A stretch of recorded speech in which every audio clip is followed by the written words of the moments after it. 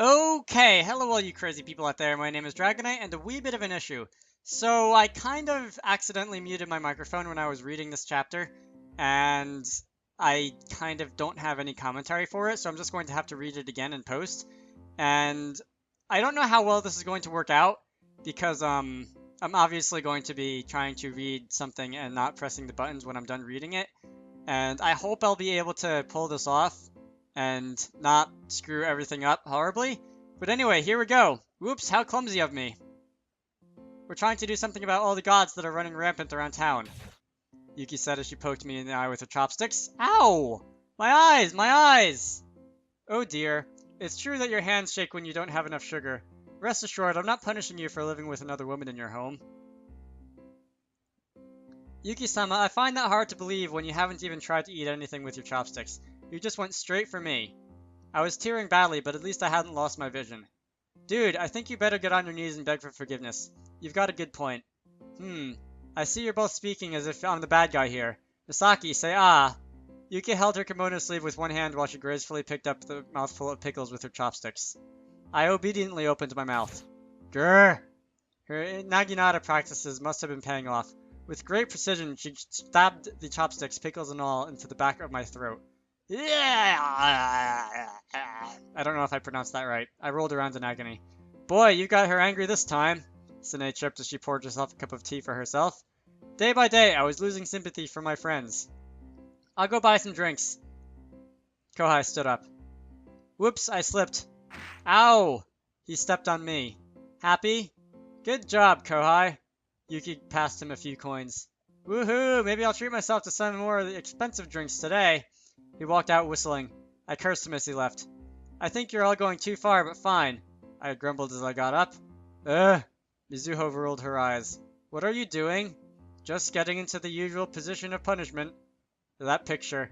I climbed onto the chair and folded my legs beneath me. I took out a pair of chopsticks from my bag. I had thought to keep Yuki happy and be as obedient as possible during lunchtime, but I ditched that thought. If she stabbed me again with her chopsticks, I'd surely get a hole through the back of my head and die. I reached out for another mouthful of pickles. I stopped. Who said you could eat? I silently withdrew my chopsticks. I was sure there wasn't going to be anything left at the kiosk, but nevertheless, I got up from my seat. Well, where do you think you're going? Your behavior has been unusual lately. I'm just going to buy some food. I was joking. Huh? I said I was just joking. You can eat if you like. Really? Can't I tease you once in a while? Itadakimasu! And I had to go and hit the vocabulary word because I forgot what it meant, but it's basically thank you for the food. I like how they have a specific thank you for the food word in Japanese. Anyway, it's very good. Of course it is. I made it just for you, Yuki said as she finally smiled. But you'll have to know, I can't be this lenient all the time. I get tired of waiting. Also, I should let you know you should go to court for divorce. Your chances of winning are extremely slim. The Towada family will use all its power to crush you. That was threatening. There goes my future. You know, I have to side with Yuki on this. Sine? Don't you see? It's Yuki that gets worse treatment every time. I know it's a little hard to believe because of the violence, but just a little? You get what I mean. Anyway, Yuki's the victim here. Even with matters regarding Nuki-chan or Ao-chan or Mayoi-san, Yuki's always the one being left out of your plans. Didn't you realize that? It's always the girls that have to be kept waiting. Why is it so unfair? Grr. Are you trying to tell me off, or are you just venting your own personal frustrations on me? Grr. Sine wasn't taking any excuses. So I kept quiet and thought, was I keeping Yuki away? I never thought of it before until Sine mentioned it. Maybe I was. I was always pushing Yuki away. I never included her in my experiment. Why didn't I? She was one of the most important participants in the experiment that I was doing. No, that's not right. I didn't even consider her. It was as if I had a filter in my mind. I kept everything that had to do with Yuki away from my mind. Why? She had every right to be treated as equally as all the other girls. But for some reason, I never thought to give her a chance. Maybe it's the other way around. Maybe I had already acknowledged her as someone special. It could be as a friend or as an enemy, but perhaps I had already picked her apart from all the others. You're getting pretty good at avoiding inconvenient subjects lately. Mizuho told me tiredly. I realized I had kept quiet for a really long time. With all that's happening, will I ever get enough peace so I can study at my desk? Kohai grumbled upon returning. Everybody looked so tired. I tried to join the conversation on Godbuster activities. To put it simply, Mayoi's idea was right, but not perfect. It was the right thing to do as a temporary fix, but it wasn't a permanent solution. Now that we had a reputation, most of the gods would scatter and run at the sight of us. Sometimes Mayoi's invention, she insisted we called them that, didn't work. It was a new discovery, but apparently once a god built a resistance to a certain rune, its resistance would spread quickly amongst the rest of the gods. This doesn't work either! Darn it, it's harder than I thought! We could hear Mayoi's voice booming out of the lab in the opposite building. The window panes shook. The number of immune gods is increasing, isn't it? Mizuho whispered. I'll ask Dad about it. He must be pretty busy. It's alright, the phenomenon is part of his job now, as long as he can claim it's fieldwork for his studies, and it's good material for a new book. I remember having trouble with the word phenomenon the first time I read this. Anyway, yeah, and the god staying at your place is no help at all. I haven't seen her around lately. What's she doing? She's staying at home. Doing what? Just staying there. Maybe she really is sick. Mizuho didn't believe her own words. She was only saying that to convince herself the situation wasn't so bad. The god busting was just a temporary fix, and Shiro was getting weaker. We didn't have anything that could help make us progress. But then the situation wouldn't resolve on its oh my god, I am hitting the A button way too fast here. Aren't we all cheery? I said dramatically. Masaki, I need to ask, how long are you planning to keep Shiro at your place? Till everything gets fixed, I guess. I didn't know for sure. So, you mean if you don't find a solution, she'll just stay there, I said. Oops. And immediately regretted it. Oh ho! So you're just not keeping Yuki by your side, but Shiro as well. Aren't you living the life?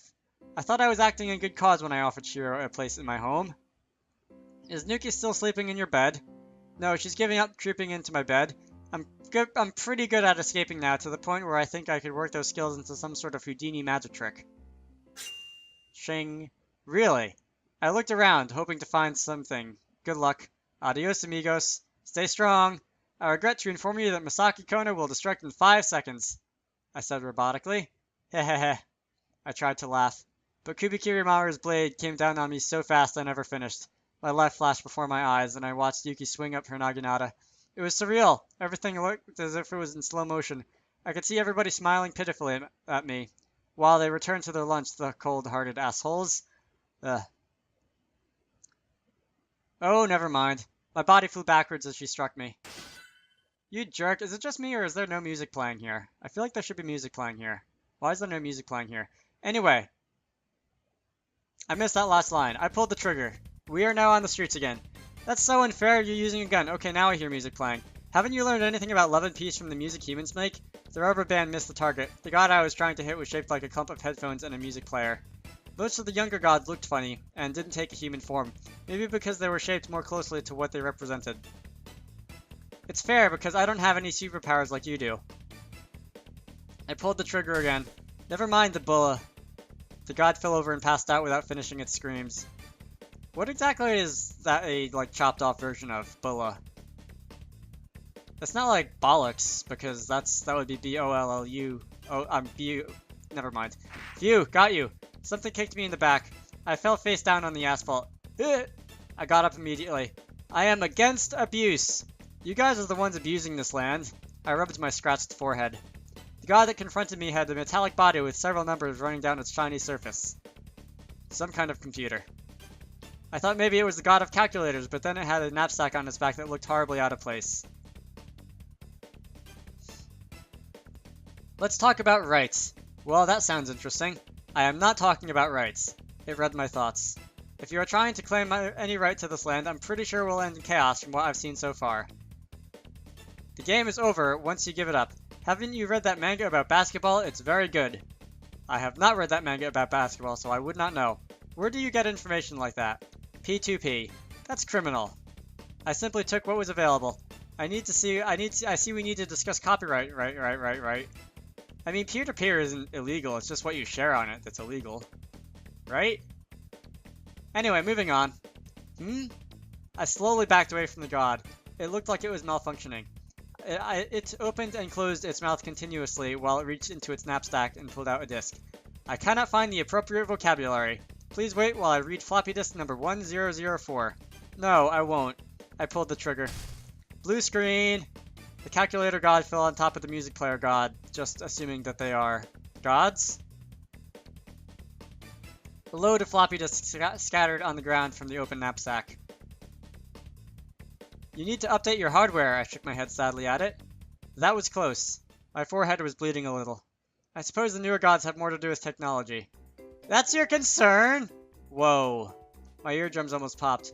I pulled quickly out my earpiece, which was made out of a swimmer's earplug.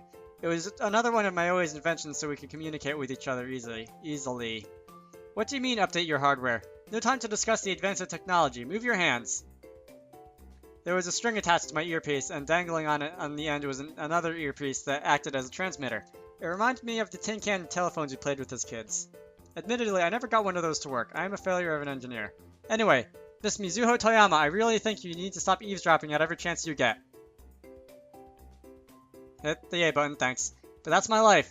This girl needed to sort out her priorities. Hey, if you're done, come help us. What's the situation like on your end? Masaki? We've got too many. The numbers are growing. Hey, don't climb into my jacket. Damn it, don't touch Sine. I'll be there shortly. I could tell they were having a hard time from the ruckus in the background. We're near my place, right by there. Ow! The line went dead. This is bad, I sighed. The situation was still under control, but it would soon get out of hand. The gods are learning. They're getting clever. When one god learns something, it spread among all the other gods in town like a wildfire.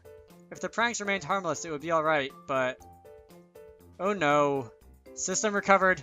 My face contorted in fear as I heard the gods get up behind me. It would take me a while to get to Mizuho. And that's it. Alright, so that was difficult. Thanks to having, lost my original audio recording of this and having to post-commentate it, but I think that went alright in the end. So, for now, my name is Dragonite. In the next part, I'll be getting back to live commentary like I should be. I hope you all enjoy that, and I will see you all later.